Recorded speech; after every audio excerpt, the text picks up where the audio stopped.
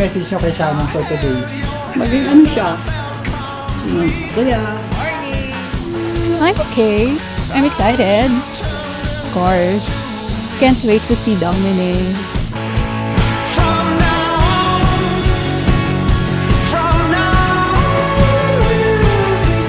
Alam ko this is the start of your forever, but I know na hindi na to mahirap for you guys because madami na kayo napagdaanan together, and I just hope na until you're old and gray, kayo pa din yung magkasama and just enjoy life as it is. nagpapaka-coordinator siya kanina. Sabi niya, anong oras mo dyan? Gusto mo ano ganyan? Ganyan. Ang dami niyang tanong. Tapos ako, turn off lang yung line. Paano kayo nag-start pala? Sa work. Di siya tumagal eh. So kami yung nagtagal. Panis. Maraming pa rin pagdadaanan na struggles and everything. Pero always choose each other, enjoy every moment, and I hope na sana marami pang blessings ang dumating sa life. Especially ang blessing na baby. Ayun lang, sending baby dust to. Guys, mag-anak na sila. Parang may kalaro na yung anak mo. Baka magalit siya kasi sabi niya magagalit siya pag hindi ako umiyak pag nakita ko siya. Sabi ko, tatawanan na lang kita pag hindi ako umiyak. I'm not sure. JD, alam ko na may naalagaan mo si Shannon. So, yeah, alagaan nila isa't isa. And, let me know. Mamaya na ako iiyak.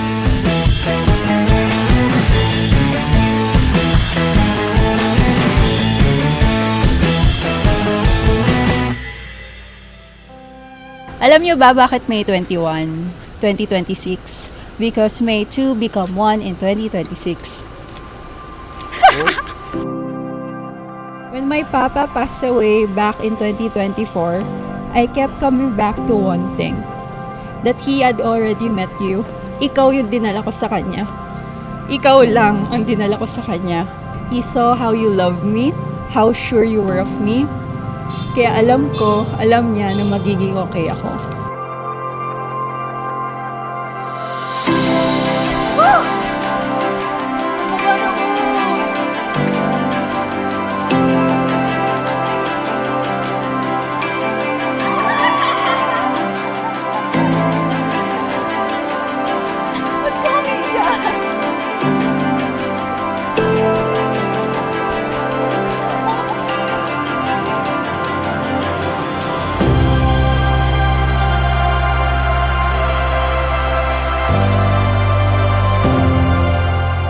Ever na sa bago nilang journey, maging magpasensyoso sila, understanding sa isa't isa, sana mag-give and take sila.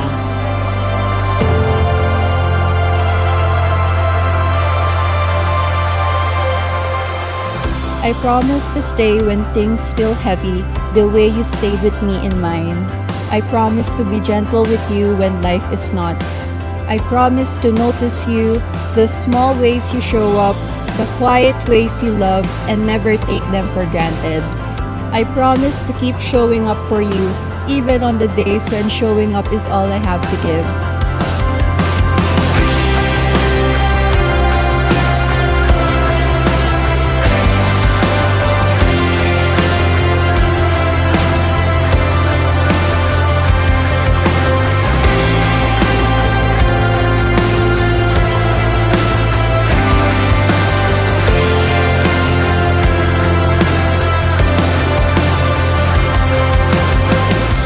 From the very start, I always knew na ikaw na ang gusto kong makasama.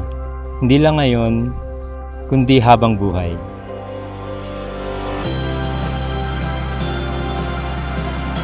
I promise to always walk beside you and always sit beside you. I promise to love you every day, in the good times and in the bad.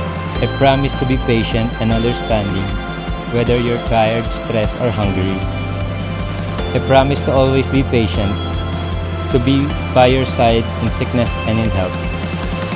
And most of all, I promise to keep choosing you over and over again for the rest of our lives.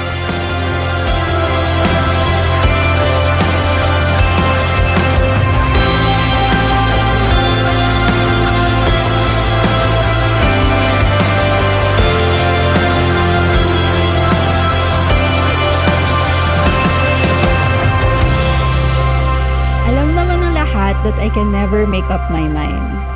I overthink everything. I'll change my food order twice, reroute mid-commute, ask for recommendations, then still end up unsure. La guys, hindi siya tumitingin sa akin. Tumitingin siya sa mga dumadaan. So I kept waiting for the moment I'd decide about you. The moment I'd know for certain. The moment it would all click into place. And I think, this is it. He's the one. Alam mo yun, I think we balance each other out. Sa una, ako talaga yung mahiyain. Tapos, siya yung mas kaya makipag-usap sa ibang tao. Ewan ko ano nangyari ngayon. Maybe, baka nagsisink in lang din sa kanya na iba na yung araw na to. It's not an ordinary day, but it's our wedding day.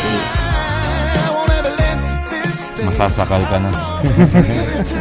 Bawal ka na umalis nang walang paalam. I hope may nakuha kayong content from Dominic.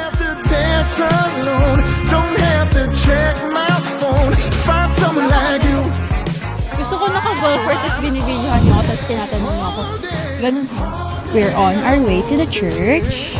Am I ready? I'm not sure. I look like I'm ready. I think.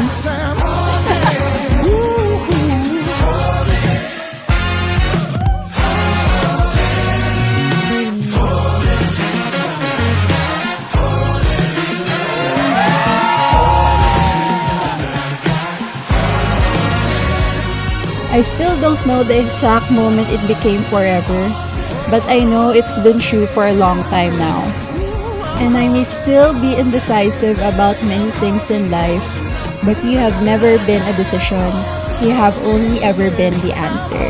And so today, tomorrow, and for every day that forever gives us, I choose you.